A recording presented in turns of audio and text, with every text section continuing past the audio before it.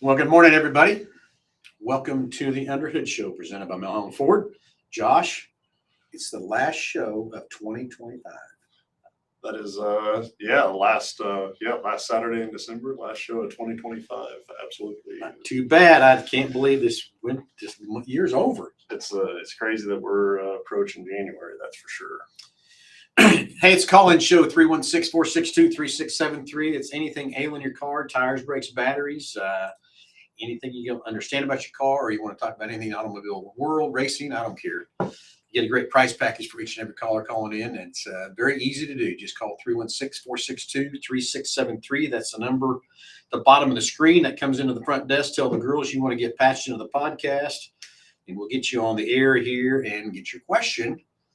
But as always, Josh, what's in that $205 package? So we're going to mail it out to you, but it's going to consist of the works, which is an oil change and tire rotation.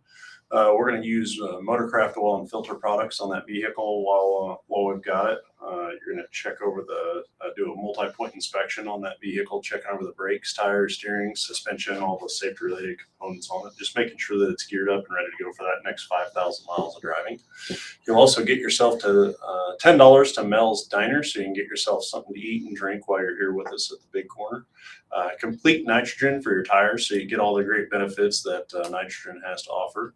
And then BG products package, which consists of a can of MOA or motor oil additive for your engine oil, and then CF5 for your fuel tank. Again, just getting that vehicle geared up and ready to go. All right, let's get the phones ringing, 316-462-3673. Love to hear from you and answer your questions. But Josh, this weather has been crazy. It is absolutely unseasonable. Christmas was just a couple days ago, and I spent all day Christmas Day outside. Yeah, I couldn't believe it. So anyway, let's talk about that for a minute, because we're getting ready to. I know we're going to get punished. Mm-hmm. Old man Winter's going to come back and piss us off, is what he's going to do. So, but let's talk about that a minute. What that's doing to our fuel tanks, because you talked about the CF5, one of the fuel tanks and stuff. Going from these higher temperatures, and it's going to drop big time. I know it's just going to happen. I didn't watch the weather forecast or look at it, whatever. I just know what's going to happen. You're on borrowed time. That's yeah. So, but anyway, we've had all that fog too, which also puts all kinds of humidity and moisture and everything in the air. And I guess where that condensation is going to hit, it's going to hit the bottom of our oil pans, and it's going to hit the bottom of our fuel tanks. So let's kind of go through what we need to be doing to. Granted, we need to be changing oil every 5,000 miles or 5 months, whichever's first. I got in a situation this week on a couple of different occasions, and it was in regards to oil change intervals, and like you're mentioning here, with condensation and just different needs, or the vehicles being used in a different need than what somebody else does, and there's just so many other intervals to it than just a mileage, right? So you would talk about mileage, and the oil change stickers have the date range on them now, and the hours in which you operate the engine, even on gas engines at this point, is critical too. Happened to work with a local police department, and I mean, they had like 800 hours between oil changes, and hadn't even hit. That should have had 4 oil changes. Yeah, and it hadn't even hit 2,000 miles on it yet. Just running all day long. Yeah, runs 24/7. They start their shift, they start the vehicle, and it just sits. And the guy is speaking with the officer in regards to it, and he's like, it just never really even dawned on me. It sits there, and Mr. Daniel's being awful funny over here. Wrapped up like a burrito. Yeah. So it's going to get cold, Tim. We're getting prepared. Yeah, it's just it's just habit. It's a habit to throw on a pullover. It's this time December, of the year. Tim. That time Well, for tank tops. and also, I don't know. I can't speak for Tim, but I know when I left my house this morning, I was the only one up and around, and it is cooler in the morning than it is. Yeah, he's probably still laying in bed with his pillow, got his ab tied up, watching to see what it is. Gosh, yeah, so it is a little cooler in the morning than it is around 10, 11 o'clock when some people get out. I will tell you, I did think about it for a minute not to put one on this morning. Yeah. But no, my luck is going to be something will happen. I can always take it off. I can't show up with one and not have one either. So. And it's Kansas. The weather will change in a moment's notice for sure. I don't know, but I will tell you that A burrito does sound pretty good about right now. There you Okay, go. so back to these warmer temperature days and getting that 800 hours on an oil change. Just think about how much damage that's done and life that it's taken out of that motor. Not just the wear. Think about all the components Mhm. inside that engine have just the tolerances are so much more. All that stuff. Now the next thing is to clean that up. Man, it's going to take at least 4 oil changes to clean it up. Yeah, for sure. And what blew me away is and again, just from the consumer standpoint, I was like looking at it. Well, it's only got 1,000 miles on it, or 2,000 miles on it. I think is what it had. And, that makes me think of, okay, now you're looking at a used vehicle, and you're looking at solely just like on the odometer, and it's only got this many miles on it. Okay, well, how was it treated in that many miles, and what kind of shapes it in, and what's the inside of that engine look like, in this particular situation, like you're saying it should have had 4 services Mhm. in that amount of time, and like the damage that's already done and got that thing off to a bad start. Like and we started the GDI program with them, and are planning on doing that. That's for life of that motor now. Multiple services in, but it's just crazy to me to think of as a consumer. The intent wasn't to do anything wrong, but nobody knew. Nobody knew that, hey, this, and then you add these oil maintenance minder lights in there in the situation, and that just drives me nuts on those things. Drives me more than nuts. Yeah. Just uncalled. If you're going to run by the oil life and you want to do that, change it at 50%. Yeah. Please don't go any more than 50% on those oil lives. That's what you want to do. I hate for you to do that. 5,000 miles is the right interval right now with what we're doing to keep the life in your motors and all that kind of stuff too. From that part. So anyway, Delbert Ox Online. Good morning, Delbert. Going to see you next Saturday, Josh, for 2 oil changes, he says. Very good. And from that part, Dennis Nelson, good morning. So anyway, back to these weather, jumping up to 70. Now we're going to get right back down to there. Make sure that your tank, if it's under a half a tank of fuel, go fill it up, because it's going to freeze real quick, and there's going to be condensation in this fuel tank. It's going to end up right at the bottom of your fuel tank by far. And if you're getting close to an oil change, I'd be getting ready to get that out of there, because that just drastically. Think about your driving. I mean, I had to take my daughter and son-in-law to the airport on the 23rd. Mhm. Drove 30 mile an hour down 235, and it was like it was raining. All that's engines, you're sucking all that into the engine, and if you're not getting your engine hot enough, it's not going to boil that out of there, and it's going to end at the bottom of the tank. Well, you notice when it's super foggy out like that, and you start the vehicle up, like it seems like it smokes so much more, right? Oh yeah. Yeah. Just from the moisture and the condensation in the thing, it is crazy. So anyway, you talked about the GDI oil service. We haven't talked about that in a while, and what GDI stands for, and what that is, and what that does for our motors today. So let's kind of go a little more detail with that. BG Products has got a great product here for this to help your engines from that part.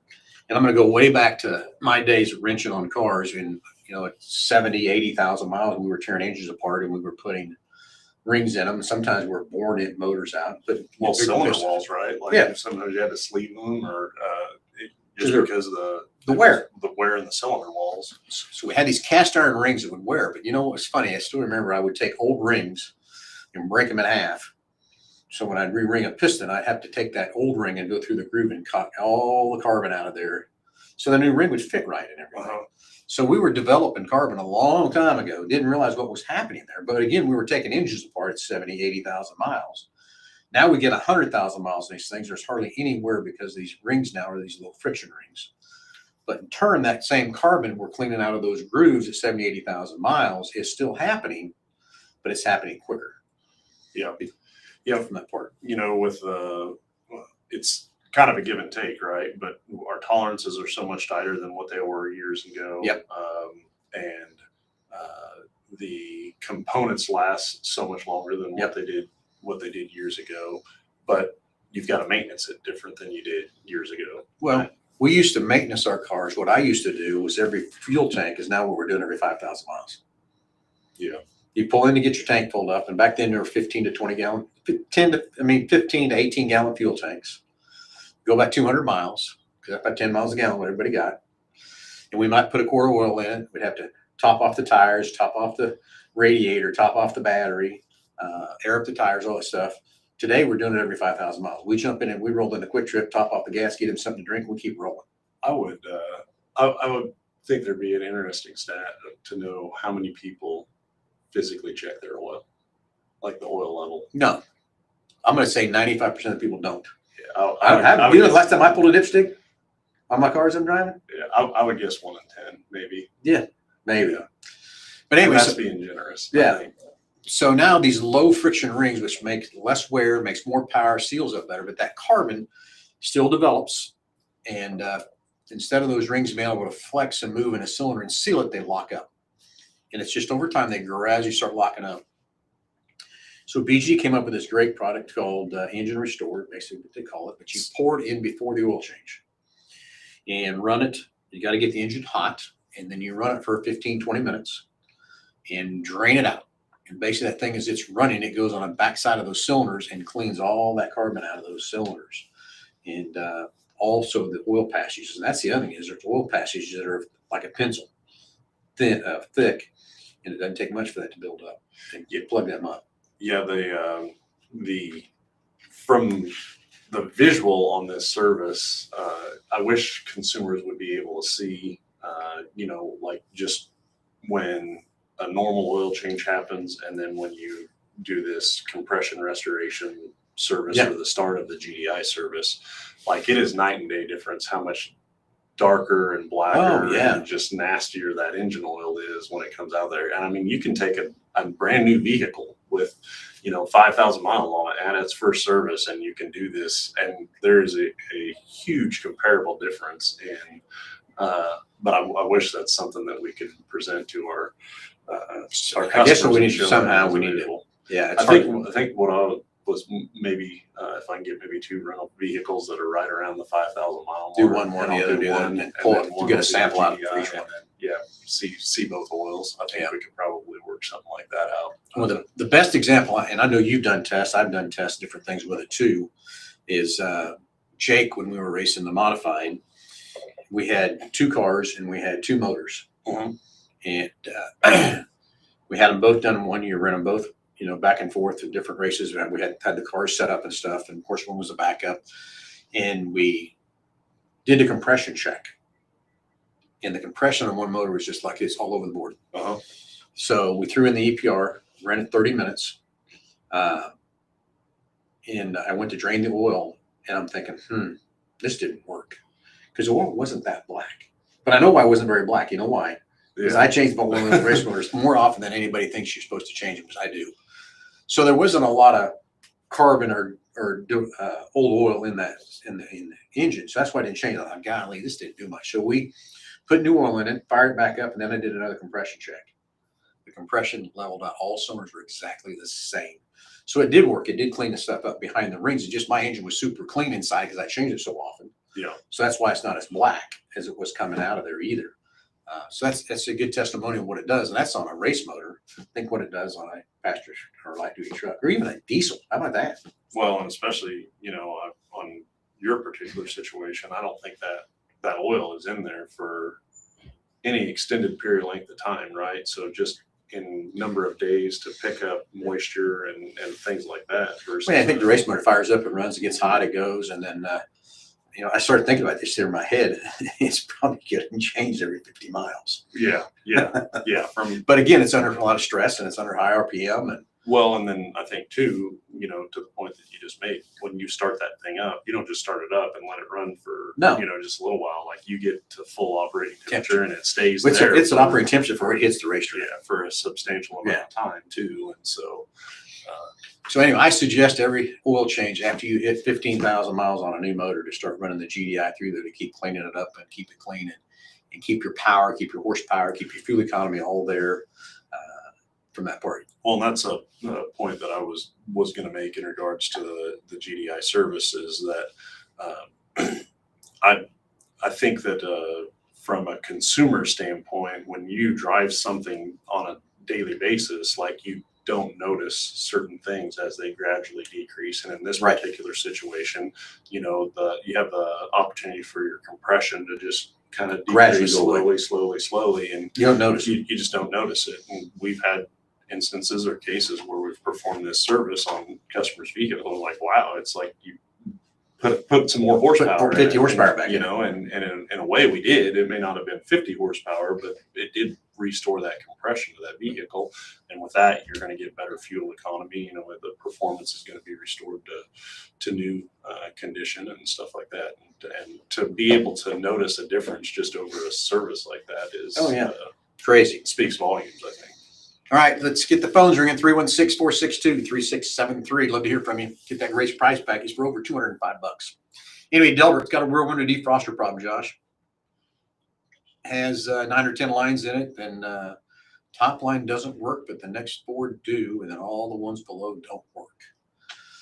There is it's just an electric grid. So it's there's power on one side and a ground on the other, and that it's Got a break in one of those It's somewhere. got a whatever lines aren't working, there's a break in it somewhere. It's just on one of the Bronco Sports, so it's pretty easy to test too. Yeah, so a lot of times visually you could probably just look at it and See where the broken grid's at. What we see or what we run into a lot of times is, especially on a rear hatch or something, if somebody's loaded something in the vehicle and it's rubbed up against the glass, because it is just a real thin strip of copper that runs across the back there, and if it's broke that connection, then there are repair kits out there, and that's something that we can help you with. But essentially it's I want to say copper nail polish is essentially kind of what it amounts to, and so that's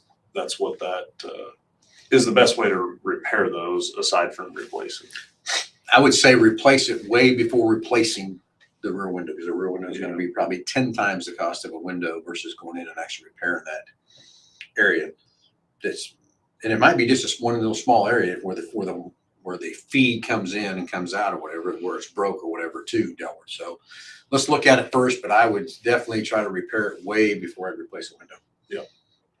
I'm just throwing a number out there, at least 10 times the amount of money to replace it versus repairing it. Yeah, would agree with that too. So anyway, let's get the phones ringing. 316-462-3673. And Josh, we usually get some good responses off a question. Yeah. So what's everybody looking forward to 2026? And what are you glad? And what is something you're glad that 2025 is over? Oh man. Okay. And you call it in, bring it in, not on the chat line. If you bring it in, you get the price package for $205. 2025 being over. I don't know. I'm gonna have to think about that. I'm going to throw it out there a little bit. Okay. What I'm glad is the interest rates are coming down for 26. I'm glad that's what's happening. Okay. Okay. Yeah. Yeah. That's going to help everybody drastically across the board, no matter what it is. Yeah, Okay. I can see that. I don't, for 2026 for me is always, Let me guess, you're going to hit the gym, going to do this. no, no, not at all. So for 2026, and probably same thing for 25 and 24 is just change. You know what I'm saying? And a new year, Yeah. Just from the automotive side, there's new models coming out, new products. Although Ford, we went to the new car show, there's not a whole lot in the pipeline from what we've seen there, but just evolving and doing things different. The Lightning is something that's they've deemed, I guess, or sunsetted that, and so I'm excited. So the Lightning's turning into an yeah. extended range EV or something, whatever you want to I'm call it. excited to see kind of where that goes. Yeah. And, maybe a reset on what I think probably should have happened initially anyways, is to make these things kind of a hybrid versus a full electric 100% side agree of with it. that too. 100% agree with that too. So, yeah, definitely excited just for the new year and things to come. This industry is something that if you've just got to be adaptive to change. You can't be complacent. Can't do the same thing if you are from the mechanical side or the technical side, it will just eat you up, and it will not be fun, right? And you've got to stay attuned to the changes and not be afraid of change, for sure. And that's something that So let's talk about that a minute. We're going to go to NADA in February, Mhm. and that's where all the suppliers and OEMs and everybody goes on in one big show and brings all their new and latest greatest stuff. And that's what we're headed to NADA this year in February to find some new stuff. So I'm excited to go to NADA just to see what's new, what's exciting. But then again, there's a lot of what we call smoke and mirrors out there Well, too. and so let's talk about I mean, we can talk about that all day long. And I know you take the same phone calls of salespeople's trying to hit you up about different products and stuff like that. And, you know, there are all these different companies that see a path, and their product is great maybe for that specific area or that specific task. And now I think, you know, coming into 2026 and with the advancements of technology and AI and stuff like that, and what that's going to bring to the automotive industry, and all these products I think are great, but at the end of the day, it's still going to come down to the people, Mm-hmm. you know. And You can have the greatest, it's like I used to use a scan tool, for example. You can have the greatest and latest scan tool. You can't just plug it in and the tool is going to tell you what's going on. The technician still got to be very smart and understand how to use it. And if he doesn't, you're in trouble. I agree with that too. And, you know, and it's having the right people in the right places to be able to use these products to enhance a service that you already offer, but it's not going to take away the human element. Like, you can't. That's going to be the difference, I think, long term, you know, multiple years down the road of businesses or that succeed in this is the people that understand the product and utilize it to the best of their ability, but still have I guess customer service, I think, is probably the best backing to that, right? I'd use that too. It goes, that's part of the package. It's part of what makes it good. And like, customer service is something that, you know, you can go to McDonald's and order from a machine, right? And still and go up and collect it, or collect your meal, and never have to really talk to anybody. Yep. But also, I think there's a human desire to want that connection. You know, if I I go think in it there, loses everything with it. yeah, if I go into a McDonald's and there's a cashier and then there's that kiosk deal, I'm going to go to the cashier. Me too. Yeah. You know, when we left Indianapolis that day, went in there, really wasn't nobody there to help us. They were all back in the back. Yeah. You know, I'm going to go next up. You know, you talk about customer service and everything too. And I want to keep brick and mortar local and all that kind of stuff. But I went on the 23rd, went to buy my last few Christmas presents. And it was a disaster. Yeah. I mean, a disaster to get any kind of help, to get someone to take care of me, tell me what I wanted. Then when I finally got somebody, made every excuse in the world why they couldn't get what I wanted. Do you know what I did? Got online and Got online, got Ordered it up. exactly what I wanted, hassle-free. And that's what we have to change in our world, our environment. We want to keep these brick and mortar stores open and keep things there. We've got to hire the right people, and then they got to care about that customer that walks in that door and give them that ultimate service that we can ultimately give them. Yeah. But I got frustrated. I left. The guy goes, "What do you mean you leave?" I said, "I'm done. I'm done hassling with you. You're telling me I can't do this, can't do that." And one of the things you find, well, you can, about 45 days, you'll probably have it. I get home, get online. Guess what? That was on the 23rd. Under the holidays and the weekends in there. And I checked it this morning to be on my doorstep Monday. That's, I mean, it's just, yeah. anyway. 316-462-3673. What are you looking forward to?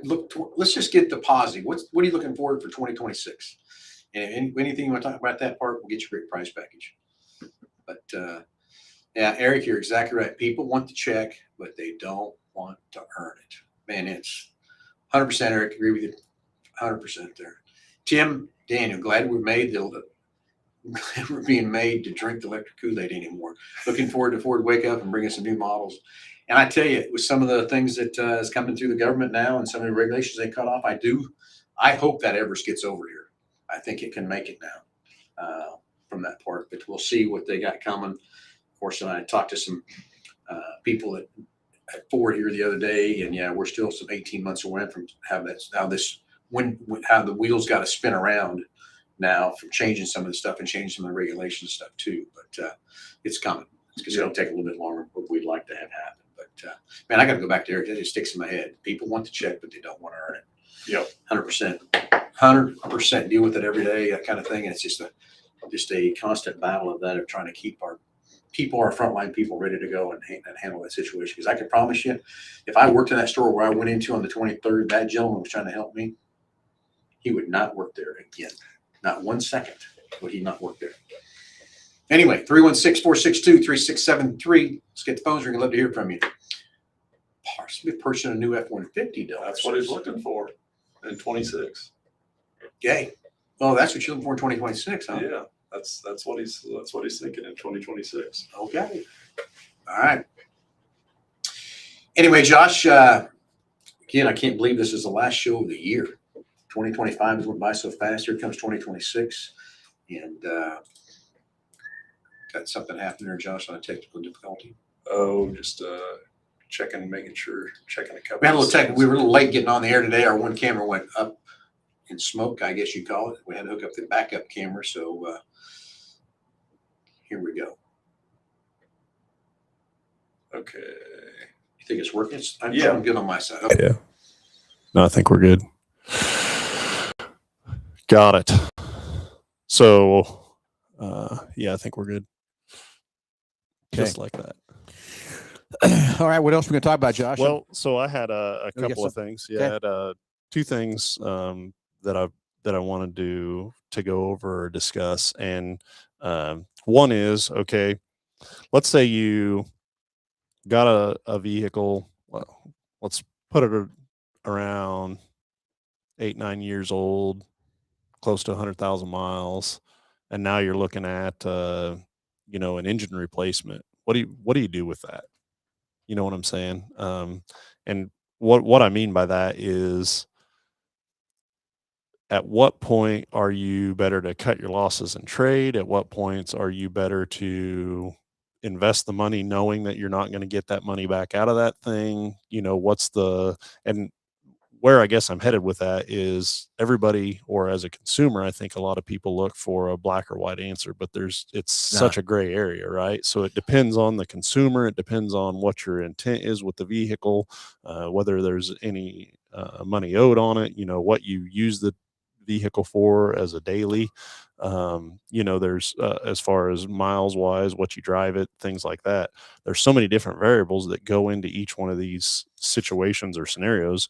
We've had a couple people back in service that had older, higher mileage vehicles, and then it's like, okay, well, there's so many things that, from a advisor's perspective to that customer, again, going back to that customer service, that they can't just look at it from their paycheck and what works best for them.